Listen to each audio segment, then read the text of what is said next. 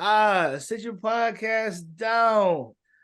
Gentlemen, what's going on? Back in the building. Reek's in the wait, is it Murder Reek? I don't know. I gotta ask now. It might be, depending on where we going to this. Right. G's in the building as well. McFly here. So, there's some interesting things been coming up. I want to talk about them.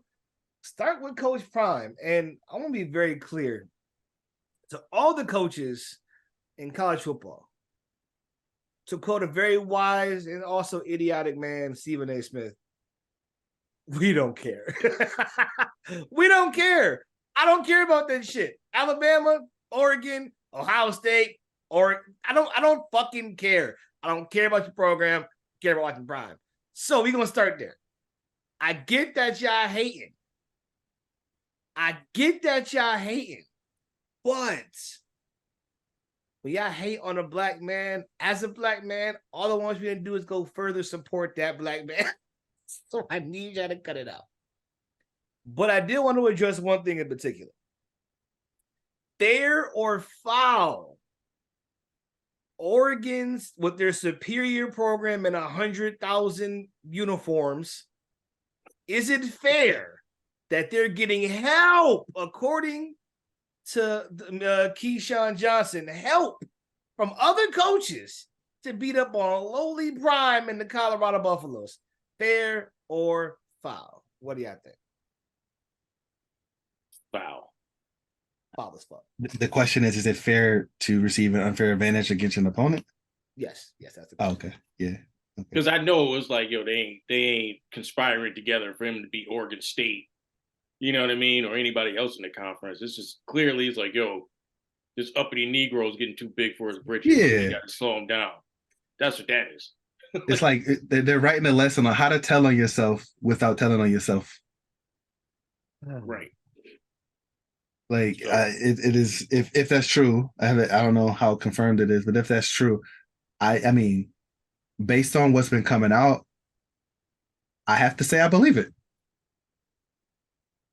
What I don't get is, what is it about a confident, swagged out black man that makes everybody hate him? Every half well-spoken black dude with confidence that goes into predominantly white spaces and is just good at what he does, y'all hate it. Y'all dislike. I don't get it, especially in like football, when, shocker, 70% of your players are black. You not watching a bunch of Staffords throw the cups with Bosa's playing defense. That's not everywhere. Definitely you don't have an all-white offense, an all-white defense. Like, it just like, and let's be honest, like, do you want to watch only one kind of race play? No, it's supposed to be an inclusive, merit-based type of thing. Why are y'all so hate so much? You want them to be there and be. You gotta be the good Negro. No offense to Mike Tomlin, but you gotta be like that. Reserved, stern. You don't talk a lot of trash. Just too much talking, whether you're good or bad, is gonna be the nail in the coffin for you. And I don't get that, man. I don't get it. I don't know why they pretending this isn't like Deion doing what Deion does is good for whatever Deion is involved in. He is arguably, people can argue, one of the greatest cornerbacks of all time. He happens to be a decent coach. He started from Little League. It ain't like he just decided I'm gonna take a job because I have a name. He started from the trenches. He went to a Jackson State unknown. People can be mad at how he handled it. Program on their map. No matter what you say, right. Whether or not you think it's selfish or not, it's a net positive. Yes. For the sport of college football in general, not just each school and the sport as a whole. Everyone's winning. Even Colorado State, who just lost, you got more notoriety and more buzz on your program than probably ever before. I ain't watching no Colorado State game. Right. Like, what are we talking about? I don't even watch college football. I watch at Prime. all. I watch Colorado. I watch Prime. Right. Like it's like Amazon Prime, like Deion Prime. That's what I watch. That's all I watch. That's all I watch. Like it's he brought like all they hating all this right now, but Deion has literally brought so much more attention to college football by himself. Just him. And that team, just him, that they should be happy that he's there. Because nobody, like, he's literally Colorado State versus Colorado broke streaming records for ESPN. Like, this is a 100-year-old rivalry, by the way. Right. They've been doing this for a century. Right. And nobody give a damn until Prime was there. You would have thought that was Duke, North Carolina. like this yo. I don't get it, man. I don't get it. It you know what it is? It reminds me of like Tiger, right? They used to hate on Tiger so much. Do you know? And it's funny because at least with Tiger, other golfers, they were like, nah, the purses be bigger when Tiger playing. I mean, we gonna be second, but that purse gonna be crazy as hell. Nah, I don't want Tiger. We get more sponsors, we get more eyeballs, there's more bitches in the crowd. Like, I want Tiger here. That's what you gonna get. More bitches in the crowd. Yeah. People actually come to see us. Everybody winning. What we mad about? Like, ain't nobody golfing now. You see no parade of people walking behind them to the next hole. I ain't watched golf since. Who's a golfer now? Who's still golfing? I don't even Mickelson, maybe. I don't know. I don't know none of them. Yeah, you know, but the real thing is with Prime, they hate the fact that he's this big, and then on top of that, you got the coaches that are actually threatened by his presence because now they're thinking, oh, well, all the big time players, 5-star recruits that we were getting, he's going to get. Because like, why wouldn't they want to go there? He's the greatest cornerback, arguably in history. Right. When they got mad at Travis Hunter, like, why are you going there? Well, I'm the top DB in the country. Why not work with the top DB ever? It's almost like just common sense. Like, why wouldn't you go with the guy who he's a Hall of Famer, he's a good coach, he's got like great swag, and you're gonna now have a national spotlight more than you ever have had before. Right. I'm a two-way player. Which Deion was a two-way player. Right. One of the only coaches that may understand what it takes to be a two-way player and how many snaps I need to play and how much practice I need to take. And like literally one of the only coaches that can understand somebody like that. Absolutely. So it's like, you dudes, like, they got to just stop hating. The same thing they did with Penny Hardaway when he got to college basketball. He's like, well, he's just going to take all our guys. Notice with him, they started sanctioning the players, taking away wins, all the stuff that like they end up making legal like the next year. So it's just like. But another thing about that too, that this isn't just a football thing, but just in general when it comes to like these large universities, y'all have won and have dominated in the space by going into our communities and pulling people, right? You've dominated for hundreds of years. You guys have been around and have dominated these sports, right? These are well-established programs. You have a ton of money behind you, a ton of notoriety behind you. Why are you so threatened to have one additional coach? He can't recruit everybody. He can't take the whole class. Facts. No. You're not gonna hate on Saban like you're gonna hate on him, but Saban's gonna take just as much and give you less spotlight than Deion's gonna give. Saban's been looking real different since he actually had to really coach. When you don't have the whole team of 5-star players because they actually starting to get spread out. And what they worried about is Deion becoming that because they thinking like, hey, man, all these guys are going to go there. So what are we going to do? Like you said, it's enough players for you to get. Like everybody can't go to one team. You can't. It's a big. You're not going to want to. The top 3 wideouts don't want to all be in the same bunch set every week. They're gonna go somewhere different. Let alone in Colorado. It's not happening. So what are we talking about? Like, I just feel like guys, like it just.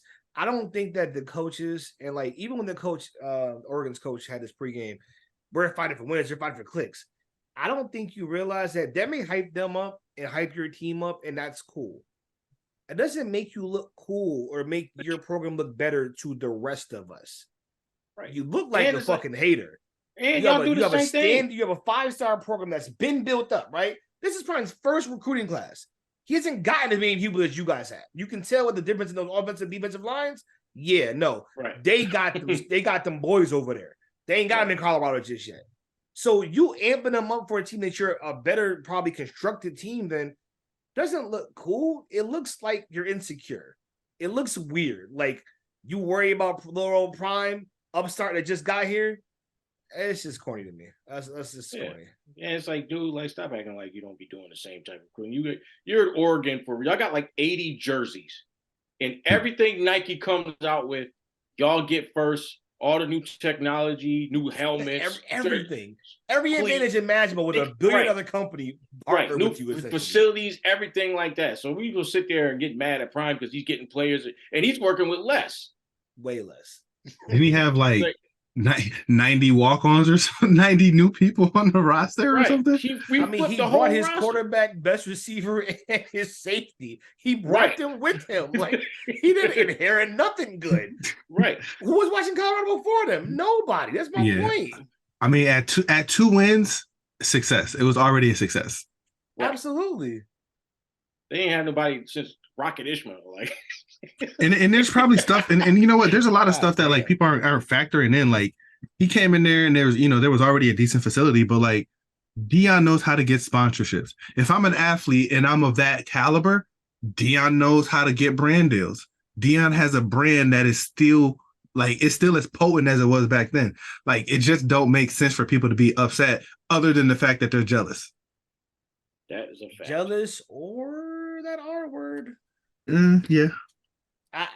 It's clear because they definitely came out in drones. They definitely came out in drones after he lost. The hate on black man is always gonna feel like a little bit racist. I'm sorry. It always feels like that. Twitter was gonna use that against us. Yeah, Twitter was on fire. After they lost, it was almost like Oregon did it for us. Like, we know what that means, man. Because it's like what Deion doing ain't nothing special. Like, who's us, right? Like, who us? What us? Right. Not me.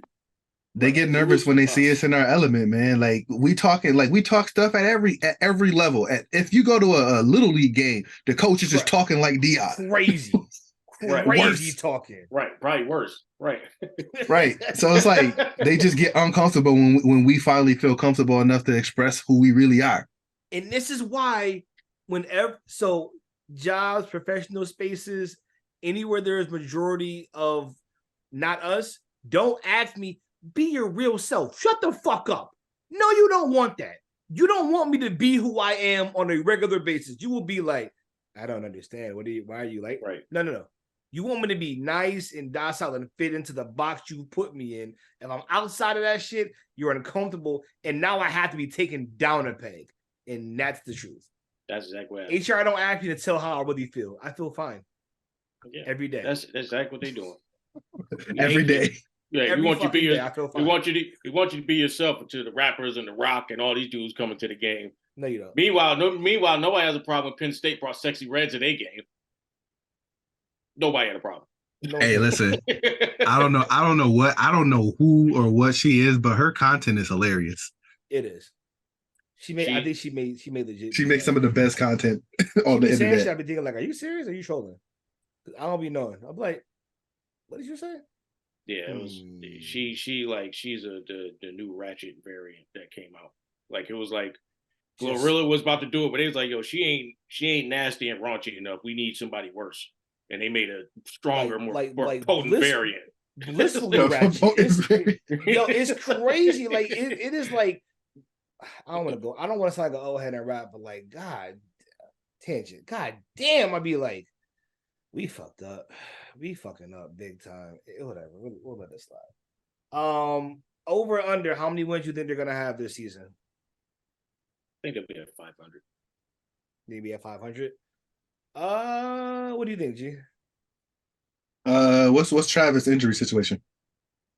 I don't even know. Let's see. I don't know if he's playing this week, because they definitely gonna get clapped if he don't play this week. Yeah, I feel like the type of person when I hear him. So, like, I've been following him since he was like a YouTuber. Mm-hmm. So, the type of person that he is, whether or not he's making like plays, his impact on the field is definitely felt. He's the type of guy that I feel like, yeah, we got a new team, but I can get everybody in place. I can get you. I know where you're supposed to be. I studied the playbook, and without that leadership on the field, I don't have a lot of faith until I don't know, unless somebody else steps up. Yeah, they definitely need him against Oregon. They wouldn't have beat Oregon, but he would have. I think he would have helped something, like just even defensively, because in the trenches they was going to get smoked, and that's what I think. Mm-hmm. Like, even Deion knew that, because Deion said that early like after the first week, like he was like, yeah, he said like I need some big boys, dogs, like, yeah, some boys up front, right? Because he said they don't even have to be 5-star. I just need dogs. Because he played for Dallas, and that's why you want a person like Deion. He played for Dallas. What was the blueprint with Dallas? I'm gonna get a line bigger than everybody. We're gonna run Emmett down your throat. Right, a ridiculous line. Like, we could go to get the greatest line of all time. Right, we got some Super Bowls off of that. So that's what I'm gonna do. It's like it's obvious, but we can't. We don't have brains that are that big because they don't believe in us. So, woo. I want to go on that tangent. Okay, listen. So Travis Hunter, they said he's trying to be ready by this game. Maybe not though. If he's back next game, I could see them. It's a 12-game season. I could see them getting 9 wins, 8 wins. I could see that. I do think the USC game though is going to be huge. It's going to be huge. The USC game is going to be a huge determining factor as where they're going to